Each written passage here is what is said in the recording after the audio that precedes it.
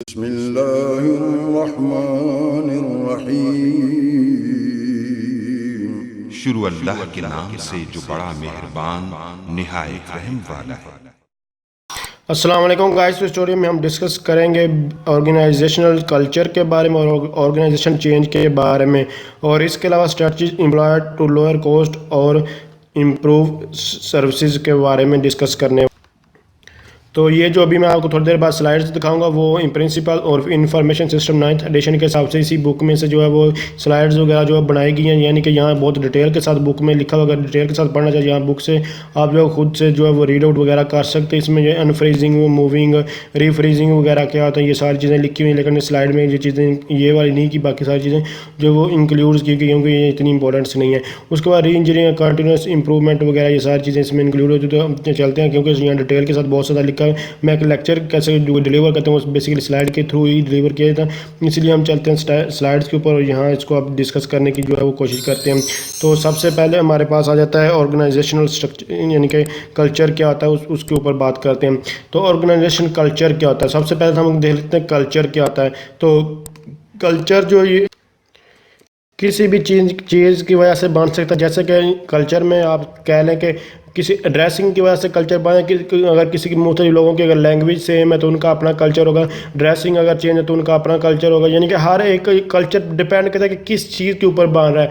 अगर कुछ लोगों की ड्रेसिंग मिल रही है तो उनका कल्चर एक होगा, अगर जैसे कि लैंग्वेज अगर सबकी सेम मिल रही है जिनके उनका कल्चर है वो उनका एक सा होगा। इसके अलावा कल्चर में ये ड्रेसिंग, लैंग्वेज वगैरह के अलावा जो यानी कि इसमें थिंकिंग प्रोसेसिंग होती है, सबसे इंपॉर्टेंट चीज़ होती है, यानी कि किन लोगों की जो थिंकिंग जो है वो एक दूसरे से मिल रही है, किन लोगों की जो परसेप्शन है, जो एक दूसरे को यानी कि जो अंडरस्टैंडिंग है वो किसकी ठीक है, यानी कि एक दूसरे को कितना अंडरस्टैंड लोग कर रहे हैं। तो ये सारी की चीज़ें किसमें कल्चर में आती हैं, मतलब कि लेकिन जैसे कल्चर आप पंजाबी कल्चर होता है, सिंधी कल्चर है, ये इस तरह ये आम रूटीन में ये सारे कल्चर हैं। अब इनकी डिफरेंट लैंग्वेज है, डिफरेंट लिबास हैं, डिफरेंट चीज़ें हैं, डिफरेंट इवेंट्स वगैरह होते हैं, सारी चीज़ें इनके ये कल्चर्स हैं।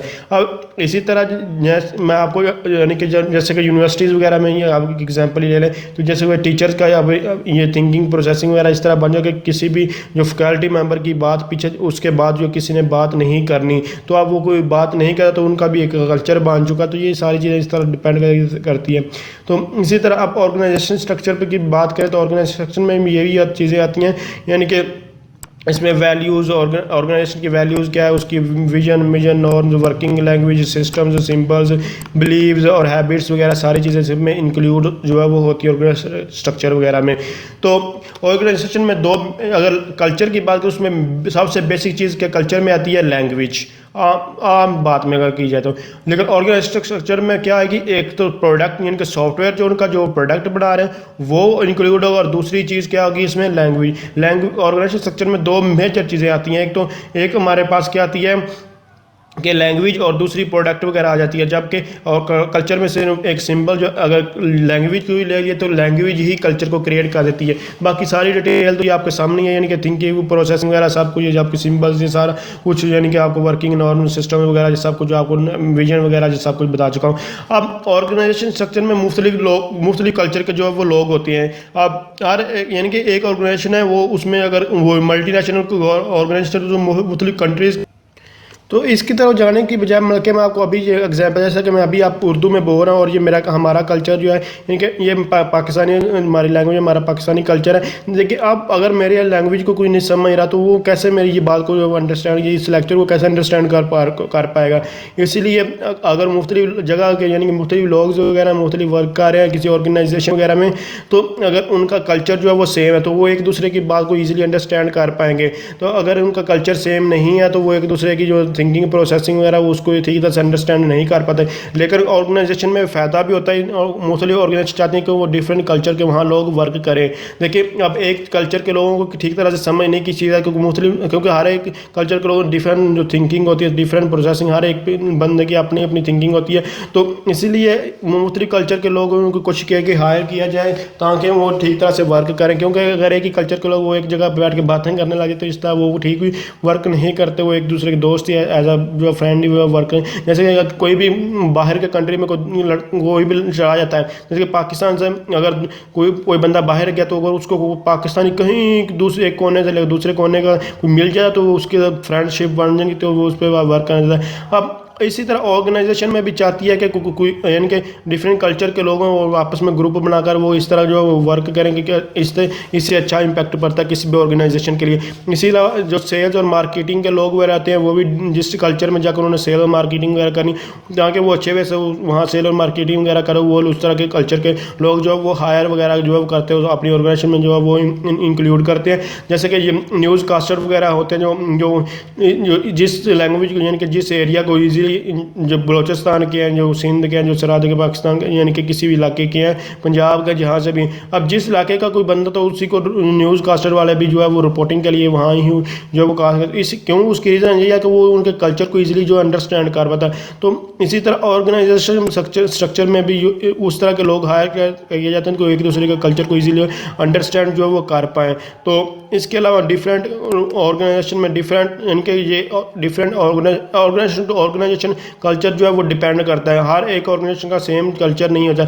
जैसे कि एक बात अगर मैंने यहाँ आप यानी कि किसी के साथ बात की है, वो उस बात को इजीली पिक कर पाएगा, और वही बात मैं किसी ऑर्गेनाइजेशन में और किसी के बंदे के साथ किसी ऑर्गेनाइजेशन में किसी और ऑर्गेनाइजेशन में बात करता हूँ तो वो मे भी उसको जो है वो पिक ना कर पाए कि मैं क्या कहना चाह रहा हूँ। तो ये डिपेंड करता है लोगों की थिंकिंग भी। इसी चीज़ को ऑर्गेनाइजेशन जो है वो कल्चर ही कहते हैं। आप इसमें हमारे ऑर्गेनाइजेशन चेंज वगैरह क्या यानी कि ऑर्गेनाइजेशन चेंज बहुत ही डिटेल के साथ मैं टेक्नोलॉजी मैं प्रोफेशनल प्रैक्टिस वगैरह में ये सब कुछ जो है ये ऑलरेडी जो है करवा चुका हूँ। तो मेरे पास ये टेक्नोलॉजी में पूरी की सीरीज के ऊपर वर्क। आप ये देखें चेंज की मुख्तलिफ टाइप्स है, मुख्तलिफ वे से इसको जो वो डिफाइन करके भी इसको सुनने की कोशिश कीजिए। क्या है ऑर्गेनाइजेशन चेंज, क्या मैनेजिंग रेजिस्टेंस चेंज, ये क्या इशू मैनेजिंग चेंज में क्या, और स्टिमुलेटिंग इनोवेशन क्या है। तो इन सब के बारे में डिस्कस करने के से पहले हमें पता होना चाहिए कि मैनेजिंग चेंज और इनोवेशन क्या है। जैसे कि आपने बहुत जो मशहूर मुहावरा सुना कि तब्दीली आ नहीं रही, तब्दीली आ गई है, बल्कि ये ऐसे नहीं होना चाहिए।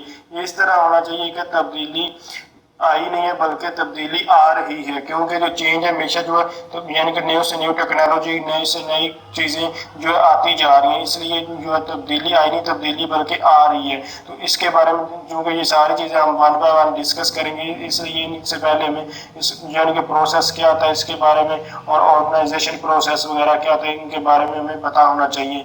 तो हम चलते हैं स्लाइड्स में और इनके बारे में हम डिस्कस करते हैं वन बाय वन। तो सबसे पहले व्हाट इज चेंज यानी कि तब्दीली क्या है।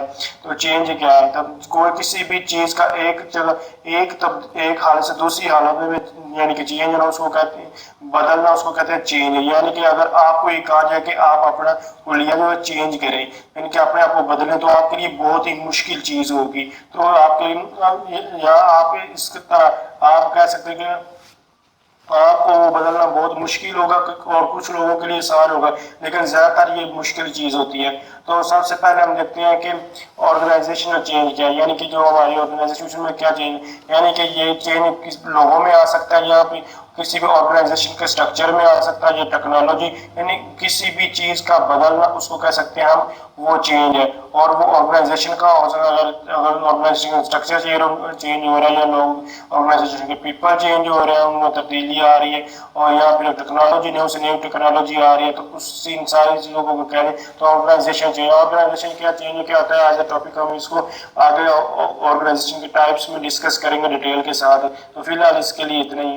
तो करैक्टरिस्टिक्स ऑफ चेंज क्या है, यानी कि चेंज की खसूसियात क्या है। जैसे कि मैंने अभी आपको एक एग्जांपल चेंज बदलना, यानी कि एक इंसान में आपको एक रियल अच्छी से यानी कि अगर एक इंसान है कहीं भी जो है वो सेटल है, और वो सेटल होने के बाद अगर उसे कहा जाए कि वो कहीं और जो है वो यानी कि कहीं और चला किसी और ऑर्गेनाइजेशन में चला जाए, यानी कि एक जगह से दूसरी जगह पर ट्रांसफर करवा है, तो उसके लिए आप वो दो पॉइंट सोच सकते हैं। या तो उसके लिए वो आप जैसे कि ये पॉइंट है create both threats and opportunity. तो इसी एग्जांपल को ले आप, अगर तो वो वहां जाकर वो सेटल हो जाता है तो वो समझे कि वो उसके लिए अपॉर्चुनिटी थी, लेकिन अगर वो उसके लिए रिस्क यानी कि अगर वो सेटल नहीं होता उसके लिए परेशानी कुछ नहीं, तो उसके लिए वो जो है या एक जगह से सेटल हुए आगे जाना वो बहुत मुश्किल, वो उसके लिए एक थ्रेट बन जाएगा, यानी कि उसके लिए वो बहुत ही खतरनाक चीज हो जाएगी। तो इसी एग्जाम्पल को मजीद आगे दूसरे पॉइंट में देखते हैं। प्रोड्यूस अनसर्टेन, यानी कि कोई भी चेंज है वो गैर यकीनी होता है, वो आप उसके बारे में आप उसको कह नहीं सकते कि ये है, ये ऐसा नहीं कह सकते, वो आप परफेक्ट नहीं कह सकते। और yet is not completely unpredictable, लेकिन आप उसकी पेश गोई कर सकते हैं, यानी कि आप कह सकते हैं कि अगर अब मैंने जैसे कि मैंने कहा कि आप एक जगह पे सेटल और आप कहते हैं कि मैं किसी और ऑर्गेनाइजेशन में जाना चाहता हूँ, तो आप अगर और किसी ऑर्गेनाइजेशन में कहीं भी जाते हैं तो आप उसके लिए ये अनप्रिडिक्टेबल, यानी कि आप उसके लिए पेश गोई कर सकते हैं कि अगर मैं वहां गया तो मेरे साथ ये हो सकता है, ये हो सकता है, ये मुझे कैसे इस तरह के लोग मिलेंगे, मुझे इतनी पे मिलेगी, ये होगा, इतना काम होगा, इतने घंटे में काम करना होगा। तो ये सारे अनप्रिडिक्टेबल तो हम कर सकते, लेकिन जो चेंज बाद में आएगी वो अनसर्टेन, वो आपको नहीं पता कि वो बाकी आएगी या नहीं आएगी। अभी मैंने आपको ट्यूटोरियल वगैरह बताया, ये टेक्नोलॉजी मैनेजमेंट में बताया गया चेंज क्या था। ये आप देखिए कितना डिटेल के साथ उन्होंने चेंज वगैरह को वहाँ जो है डिस्क्राइब किया गया, लेकिन इन्फॉर्मेशन सिस्टम में इतना डिटेल के साथ ये चीज़ों को नहीं बताया गया। इसी तरह प्रोफेशनल प्रैक्टिस में भी इतनी डिटेल के साथ, लेकिन हर सब्जेक्ट के हिसाब से, हर ऑर्गेनाइजेशन के हिसाब से, हर एक चीज़ के हिसाब से कोई ना चीज़ मिलती जुलती ज़रूर होती है, लेकिन उनमें थोड़ा बहुत जो है डिफरेंस भी होता है इसके साथ साथ। अब ऑर्गेनाइजेशनल चेंज वगैरह यानी कि ये कैसे आ सकता है, मतलब कि एक तो मैंने आपको बताया मेन चीज़ कल्चर में, यानी कि ये प्रोडक्ट कल्चर में सिर्फ लैंग्वेज मेन आती है, तो दूसरी अगर ऑर्गेनाइजेशन कल्चर की बात उसमें प्रोडक्ट होती है हमारी, दूसरी जो है लैंग्वेज होती है। अब ऑर्गेनाइजेशन में अब हमारे जो प्रोडक्ट वगैरह यानी कि ऑर्गेनाइजेशन में जो प्रोडक्ट हम बना रहे हैं तो वो कैसे वो ठीक है बढ़िया या बना रहे हैं या नहीं बना रहे, अगर उसमें कोई प्रॉब्लम्स आ रही है तो उसके लिए हमें जो री इंजीनियरिंग एंड कंटिन्यूस इंप्रूवमेंट की ज़रूरत है। री इंजीनियरिंग मतलब कि री प्रोडक्ट किसी चीज़ को करना, री प्रोडक्ट का मतलब कि उसकी क्वालिटी वगैरह को मज़ीद जो है इन्हांस। री इंजीनियरिंग को हम जो है इसके और भी नाम है जैसे कि process redesign, reengineering also known as process redesign. इसके अलावा इसको आप यहाँ फिर ये भी कह सकते हैं प्रोसेस बिजनेस प्रोसेस री इंजीनियरिंग, यानी कि इसको आप BPR के नाम से भी जाना, इसके 3 नाम है, किसी नाम से भी इसको जान सकते हैं। एक तो री इंजीनियरिंग या री प्रोडक्ट, इसको एक नाम ये हो गया। दूसरा नाम इसको जो आप कह सकते हैं कि प्रोसेस रीडिज़ाइन, प्रोसेस रीडिज़ाइन। और तीसरा नाम आप इसका जो है BPR के नाम से, जब BPR मतलब कि बिजनेस प्रोसेस री इंजीनियरिंग। तो ये तीनों नाम आप कोई भी इसका जो है वो याद रख सकते हैं। मैं आपको फिर एक बार नाम, क्योंकि ये नाम आपको याद रखने में मुश्किल होते हैं। री इंजीनियरिंग को आप डिफरेंट नाम से पुकार सकते हैं, जैसे कि री इंजीनियरिंग के नाम से, री प्रोडक्ट के नाम से, प्रोसेस री डिज़ाइन के नाम से, या फिर BPR बिजनेस प्रोसेस री इंजीनियरिंग के नाम से भी इसको। तो सिंपल यही कि री इंजीनियरिंग मतलब री प्रोडक्ट वगैरह जो है वो किया जाता है। तो अब री प्रोडक्ट वगैरह री इंजीनियरिंग में हमारे पास री इंजीनियरिंग कंटिन्यूस इंप्रूवमेंट मतलब कि जो भी आपकी प्रोडक्ट है उसमें बेहतर से बेहतरी लाने की कोशिश की जाती है। तो ये इसके डिफरेंट आपको यानी कि री इंजीनियरिंग बिजनेस प्रोसेस रीडिज़ाइन करने के लिए आप यानी कि क्या होता है इसमें ऑर्गेनाइजेशनल यानी कि ऑर्गेनाइजेशन वैल्यूज़ वगैरह इसमें चेंज होती है। इसके अलावा इंफॉर्मेशन सिस्टम भी हमारा जो है इसमें चेंज होता है, ऑर्गेनाइजेशन स्ट्रक्चर वगैरह जो है ये भी जो है वो चेंज होता है। आप ये ऑर्गेनाइजेशन कल्चर क्या होता है, ये सारी चीज़ें ऑर्गेनाइजेशन वैल्यू का मतलब इंपॉर्टेंस वगैरह, ये सारी चीज़ें इंफॉर्मेशन सिस्टम ऑर्गेनाइजेशन स्ट्रक्चर वगैरह ये क्या है, सारी चीज़ें ऑलरेडी मैं आपको जो है वो बता चुका हूँ। तो इसमें ये सारी चीज़ें इसमें जो है वो चेंज, जैसे कि मैं आपको इसको एक रियल लाइफ एग्जाम्पल कि ये पाकिस्तानी आर्मी में आप वैल्यू चेंजिंग का कल्चर यानी कि आप चेंज हो चुका है, वैल्यू आपकी चेंज हो गई है कि पाकिस्तानी आर्मी जो है वो सबसे यानी कि सबसे अच्छी है, हमें उसमें ही जाना है, हमें वहाँ ही अप्लाई करना है, हमें वहाँ ही जॉब वगैरह करनी होती है। तो आप ये देखिए आपका कल्चर बन जो ये आपकी जी चेंज आ चुका है, आपकी माइंड जो है यहाँ सेट हो चुका है। इसी तरह हर एक कस्टमर का भी जो है वो चाहता है कि एक तो उसको कॉस्ट जो है वो कम यानी कि पैसे कम देने पड़े और क्वालिटी की कोई सी भी चीज़ की अच्छी और अच्छी चीज़ को यूज़ करो और पैसे उसको कम पे करने पड़े। तो ये सारी चीज़ें यानी कि कल्चर है, ये सारी चीज़ चेंज आ चुका है। ये लोग हर एक का माइंड सेट है इस चीज़ के ऊपर। जैसे कि पाकिस्तानी आर्मी के मैंने आपको एग्जाम्पल। तो अब हम नेक्स्ट स्लाइड पर चलते हैं। तो यहाँ हमारे पास यानी कि इससे बताएं कि ये कंटिन्यूस इंप्रूवमेंट होती है या नहीं होती री इंजीनियरिंग से। ज़ाहिर बात है री इंजीनियरिंग मतलब री प्रोडक्ट से अंडरस्टूड बात है कि इसमें जो है वो हमारी इंप्रूवमेंट होती है और इसका बेनिफिट्स क्या था, यानी कि जो यूज़र की जो सेटिस्फेक्शन है वो जो है वो बढ़ जाती है। क्यों बढ़ती है? क्योंकि जो यूज़र चाह रहा होता है वो उसके मुताबिक उसको चीज़ मिल रही है, तो ज़ाहिर बात है उसकी सेटिस्फेक्शन जो है बढ़ेगी। क्यों री इंजीनियरिंग बेसिकली करते हैं? क्यों देखें ऑर्गेनाइजेशन स्ट्रक्चर भी हम चेंज कर करें, कल्चर सारा कुछ चेंज हर एक दुनिया में देखें, पहले कुछ और चल रहा था, अब दिन ब दिन जो है वो चेंजिंग आती जा रही है, आती जा रही है, आती जा रही है। लोगों की थिंकिंग, लोगों की प्रोसेसिंग, यानी कि सब कुछ जो है बदलता जा रहा है। जैसे ये बदलता है, इसी प्रोडक्ट भी ये हर यूज़र जो है बेहतर से बेहतर चीज़ों को इस्तेमाल करना जो है वो चाह रहे हैं। जैसे मोबाइल की एग्जांपल है, दिन ब दिन मोबाइल में इन्हांसमेंट आती, मोबाइल डिफरेंट टेक्नोलॉजी, हर एक प्रोडक्ट में डिफरेंट चीज़ों में जो इन्हांसमेंट आती जा रही है। इस चीज़ को री इंजीनियरिंग मतलब कि मजीद बेहतर से बेहतर किया जाए, क्योंकि इंसान की थिंकिंग वगैरह सब कुछ चेंज हो रही है, ये सारा कुछ चेंज आ रहा है। तो ज़ाहिर बात है फिर ये हमें जो है री इंजीनियरिंग भी हमें करनी पड़ती है। इसका बेनिफिट्स यही है कि यूज़र सबसे बेस्ट यूज़र को सेटिस्फेक्शन जो है वो देना। उसके बाद मैं यूज़र सेटिस्फेक्शन एंड टेक्नोलॉजी जो एक्सेप्ट। तो अब यूज़र सेटिस्फेक्शन क्या है? यूज़र सेटिस्फेक्शन मतलब कि जो हम जो प्रोडक्ट वगैरह जो बना रहे हैं उसकी क्वालिटी क्या है, और अगर उसकी, और उसके बाद उसकी कॉस्ट क्या, अगर उसकी कॉस्ट भी कम और क्वालिटी भी अच्छी है जो उस प्रोडक्ट की, तो हम कहेंगे कि यूज़र की सेटिस्फेक्शन जो है वो है। और उसके बाद हमारे पास आ जाता है टेक्नोलॉजी एक्सेप्टेंस। क्या है टेक्नोलॉजी एक्सेप्टेंस? मतलब कि जो हम प्रोडक्ट बना रहे हैं, जो भी हम जो चीज़ बना रहे हैं, क्या उस जो प्रोडक्ट बनाई जा रही है उसमें जो टेक्नोलॉजी कितनी यूज़ हो रही है, कितनी, यानी कि उसमें टेक्नोलॉजी का कितना रोल जो है वो यूज़ किया है, कितनी टेक्नोलॉजी यूज़ हो रही है, कितनी नहीं हो रही है, ये सारी चीज़ें इसको कहते हैं टेक्नोलॉजी। तो आप टेक्नोलॉजी, यानी कि हमारे पास जो टेक्नोलॉजी एक्सेप्टेंस में दो मेजर चीज़ें हैं, एक टेक्नोलॉजी डिफ्यूजन आता है और टेक्नोलॉजी इन्फ्यूजन आता है। और इससे पहले हमारे पास टेक्नोलॉजी एक्सेप्टेंस मॉडल तब होता है, यानी कि जो टेक्नोलॉजी यूज़ हो रही है वो हाई लेवल, मतलब कितनी जो है वो यूज़ हो रही है, और उसके हाई लेवल जो मैनेजर वगैरह क्या वो यूज़ टेक्नोलॉजी कर रहे हैं या नहीं, या जो कस्टमर या जो भी है, क्योंकि कौन बंदा जो टेक्नोलॉजी का यूज़ कर रहा है, कौन टेक्नोलॉजी का यूज़ नहीं कर रहा।